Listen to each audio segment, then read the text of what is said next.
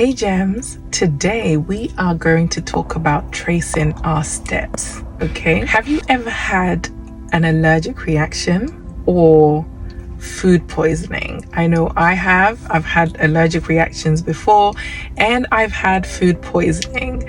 Oh my goodness, especially my most recent one was when I was pregnant.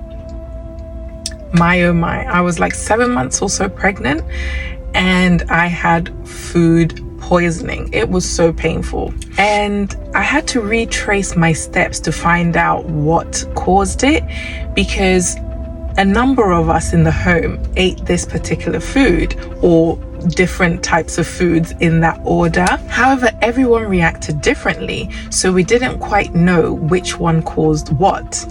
In my case, because I think I had it the worst, I had to retrace my steps to then identify what was causing the food poisoning, thereby getting rid of the food that caused the food poisoning.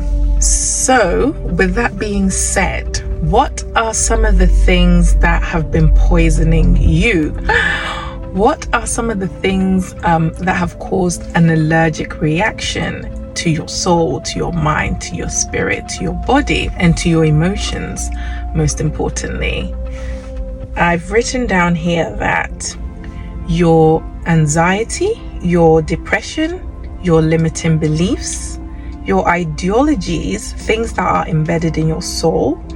Do you ever retrace your steps to find out what took root in you to produce such a reaction, such an allergic reaction or a food poisoning? I think it's something that we really need to become mindful of, aware of, because we aren't just people who are moving haphazardly on this life's journey. We need to take our brains and our minds with us when we do certain things. And I find that once we take a step back and try to retrace our steps, so to speak, we will find out that the roots, it reminds me, what I'm thinking about right now is the parable of the wheat and tares, where, I'm going to put the link down here, the reference, the Bible reference. Essentially, it was a parable where Jesus was telling to the crowd, where it was speaking about the master or the farmer going out to sow good seeds, right? But then at night time, the enemy went ahead as well and planted weeds among the wheat, the good seed. So when it started to sprout, they realized that there were good seeds, the wheat, but there were also tares, like weed. And I believe the servant was asking the master, should I pull out the weed? Should we get rid of it? And I believe the master said, no, leave them all to grow. And then during the harvest, we will separate the wheat from the tares. That is the story that's coming to mind as I'm speaking about this. The Holy Spirit is dropping it in my spirit. I think this points a finger or highlights what is happening. When we draw closer to God, He says He will draw closer to us as well. So whilst He's drawing closer to us, our roots are becoming grounded in Him and on His promises. Our foundation is getting, solid. However, what we need to understand is some of these limiting beliefs, some of these thinking patterns and identity issues, depression, anxiety, all of these things, the enemy has used, people around us, family, friends, relationships, marriages, to sow these tares within us, to then allow the weed to take root in our system. So if we don't allow the Holy Spirit, God, into our lives to help us, to help reveal, it looks like I'm wearing a mask off, to reveal, the thinking pattern that isn't from Him, we will go around in our lives. I wonder if I should go forward a bit. Hold on.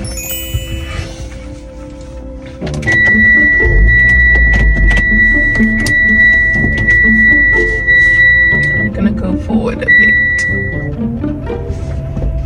Let's go forward.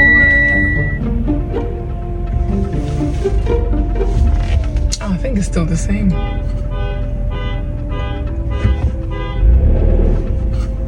think it's all the same. It's gonna have to do. Yeah, so if we don't allow the Lord to weed these things out from us, essentially like the fig tree that the Lord cursed, it said it withered even down to its root. I'm paraphrasing. That's what we need.